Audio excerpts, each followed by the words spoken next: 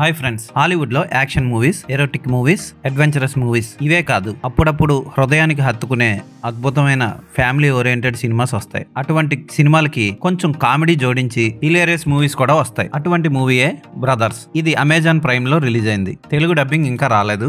ఈ సినిమా ఎలా ఉందో ఇప్పుడు చూద్దాం. మోక్, జేడి ఇద్దరు కవల పిల్లలు. కాకపోతే మోక్ పొడుగ్గా పుడతాడు, జేడి మరుగుజ్జులో పొట్టిగా ఉంటాడు. వాళ్ళ అమ్మ ఒక గజ దొంగ. ఆమె వజ్రాలు కాజేసి ఆమె బాయ్ ఫ్రెండ్ తో పారిపోతుంది. తల్లి బాటలోనే మోక్, జేడి కూడా దొంగల్లా మారతారు. అయితే ఓ దోపిడీ జరుగుతున్నప్పుడు జేడి దొరికిపోయి జైలు పాలవుతాడు.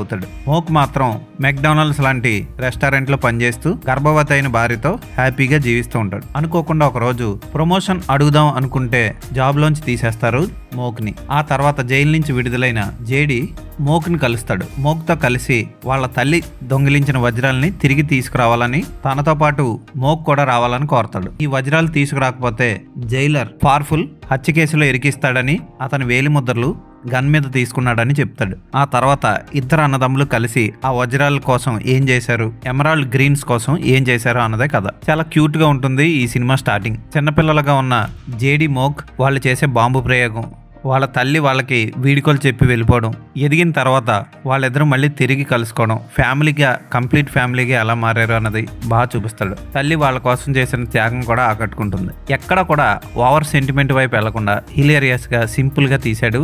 మ్యాక్స్ బార్బకో డైరెక్షన్ చాలా బాగుంటుంది. చాలా క్యూట్ గా ఫ్యామిలీ మొత్తం కలిసి కూర్చొని చూసే విధంగా ఉంటుంది సినిమా. ముఖ్యంగా మోక్ పాత్రలో జోష్ బ్రోలిన్ చాలా బాగా చేశాడు. ఇతను విలన్ గానే మనకి చాలా సినిమాల్లో కనబడ్డాడు, కానీ చాలా క్యూట్ గా కుటుంబం కోసం త్యాగం చేసే వ్యక్తిగా బాగా నటించాడు. ఇక జేడి పాత్ర అయితే భయంకరమైన కామెడీ చేస్తూ చాలా తెలివిగా ప్రవర్తిస్తూ ఉంటుంది. మనకి విచిత్ర సహోదరుల సినిమాలో చిన్న కమల్ హాసన్ లా చాలా బాగుంటుంది ఈ క్యారెక్టర్. అలాగే మోక్ భార్య పాత్రలో టైలర్ పేజ్ బాగా చేసింది.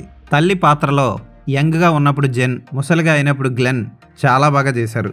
ఆ పాత్రకి కూడా మంచి ముగింపు ఉంటుంది. ఒక ఫ్యామిలీతో కూర్చొని ఒక మంచి సినిమాని ఎంజాయ్ చేయాలనుకుంటే ఈ సినిమాని చూడండి. గోల్ఫ్ కోర్ట్ లో శవాన్ని తవ్వే సీన్ అయితే చాలా బాగుంటుంది, నవ్విస్తుంది. అలాగే ఒక చింపాంజీతో హీరో ఫ్రెండ్ ఇంట్లో మోక్ చేసే పని కొంచెం చిరాకు పుట్టించినా నవ్విస్తుంది. చిన్నప్పుడు జేడీగా నటించిన పాత్రధారి కూడా ఆకట్టుకుంటాడు. ఇక మమ్మీ 1, 2 హీరో బ్రెండన్ ఫ్రాజర్ ఈ సినిమాలో పవర్ఫుల్ అనే విలన్ పాత్రలో నటించాడు. అది కూడా కామెడీ విలన్.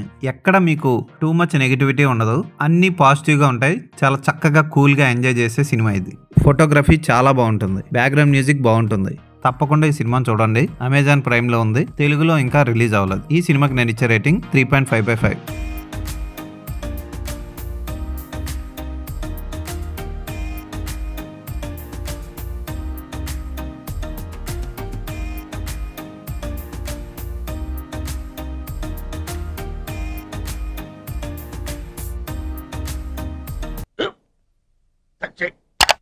స్కూల్ బెంచ్ లాగా ఎంత గట్టిగా ఉందోరా? కొట్రా, కొట్టు, పర్లేదు, కొట్టు.